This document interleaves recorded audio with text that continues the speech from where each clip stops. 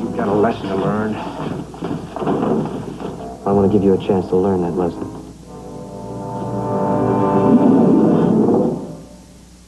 Just leave that stand there. See, that's a very important beer glass. That beer glass is you. This one's me. See, now the idea is to see if you can spill my beer before I spill yours. Anytime you're ready, loudmouth.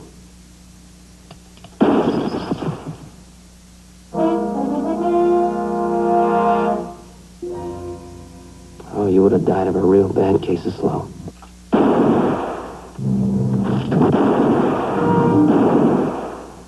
Don't you turn away from me, Cartwright!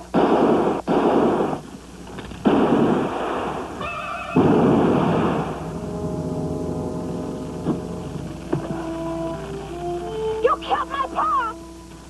I'm sorry. In our first season, 9 o'clock, we were #1. And that is not only because of color, but because of the excellence of the cast. And we remained #1, I think, for 5 or 6 years in a row. And through our entire 14 years, including the first 2 years, we were never out of the first 5 places. And we were #1, I think, more than any other show in the history of television. Joseph, will you do me a birthday favor? Why, you just name it, Pa. I'd like to hear one of my favorite songs, Shenandoah. Well, here goes. Oh, Shenandoah, I long to hear you away, you rolling river. Oh, Shenandoah, I long to hear you away. I'm bound away across the wide Missouri.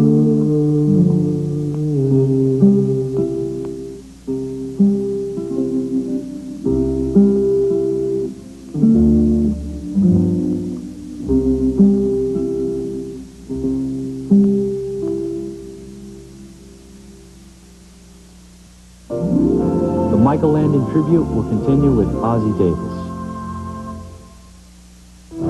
Saturday, the Golden Girls season premiere. Did Blanche sleep with Rose's husband? You've been under more drunken sailors than... A nautical toilet. Then it's the premiere of The Torkelsons. Critics call it the nicest surprise of the new season. And Barbara's got big news. I'm gonna have a baby. The Empty Nest season premiere, followed by the all-new hit comedy, Nurses. Saturday on NBC.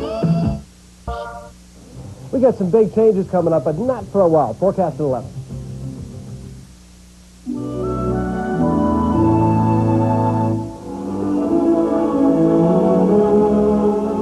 Did we ever play on this show the Japanese version of Bonanza?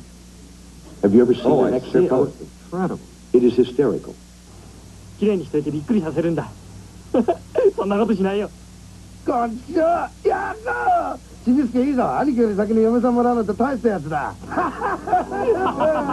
ャカチャ、チャチャカチャ。 Dan Blocker would get off a horse. Dan weighed, what, 260 pounds? 320. And he'd come in and get off of the horse, and the Japanese And the horse would go,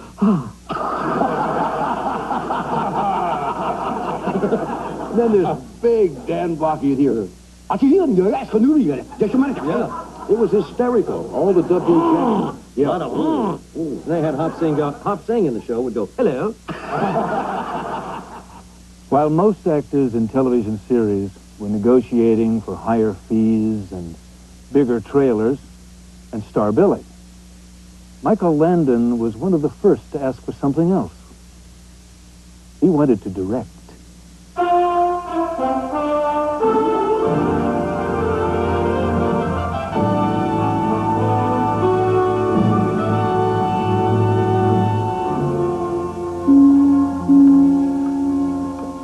Morning, boys.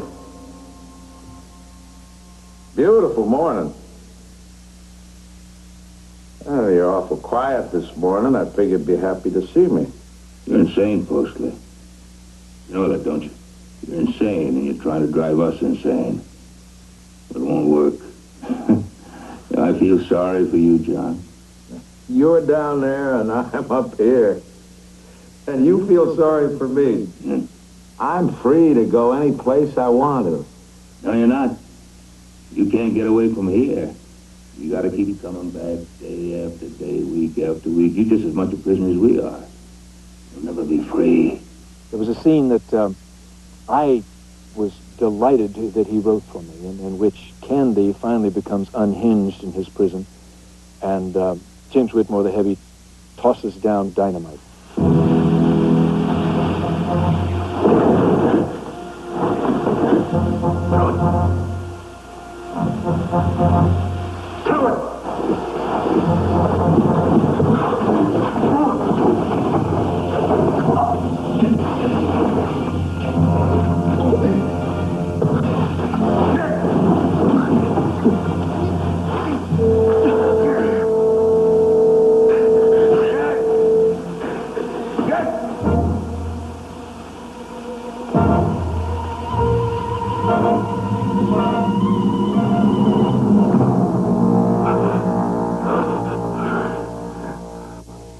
From then on, Mike devoted his time and talents to writing. And as Kent said, he worked with John Hawkins, who was a great teacher, and Mike was a quick learner.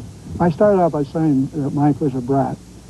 And after directing him in 63 Bonanzas, and then working for him as a director for 68 Middle Houses and 22 Father Murphys, I found that one of the best, finest friends I'd ever had, the most talented people. My great delight and surprise was at his naturalness, his ease, his understanding of so many aspects of things, and his great capacity not to let his own celebrity get in the way of what he was trying to do. You know, that's not always possible with a lot of people. But I thought The Wish was a strong piece. I thought it was ahead of its time. I thought it said quite a lot for Hollywood for its day. Jesse, you get that wagon and start loading. Beth, you help him. How about our home? We can't leave. Jesse, you load that wagon, boy. You want them to know they scared you off? You want them to know they scared you off?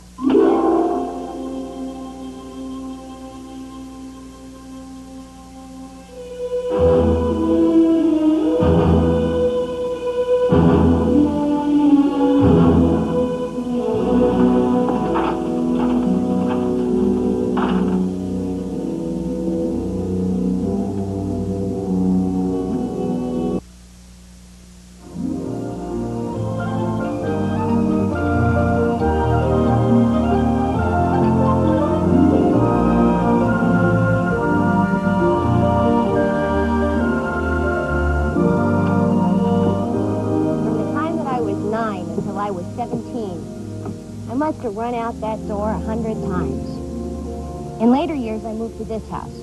I no longer ran out the door, for childhood had given way to young adulthood, and I had a child of my own. But I'll never forget that first house. It was like a real home to me, not make-believe. And Michael Landon was more than just my boss. He was like my father. Streets of Walnut Grove are covered with mustard weed. It's hard now to see where the buildings once stood, but for me, the memories are still very clear.